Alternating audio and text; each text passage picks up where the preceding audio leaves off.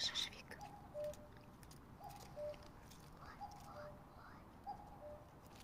И белочка.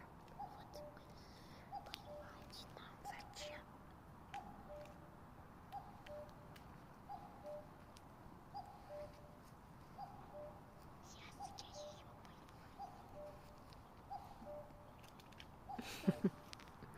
Не поймаешь, она быстрая.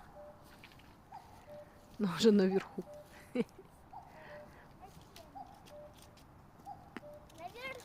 Ну, конечно.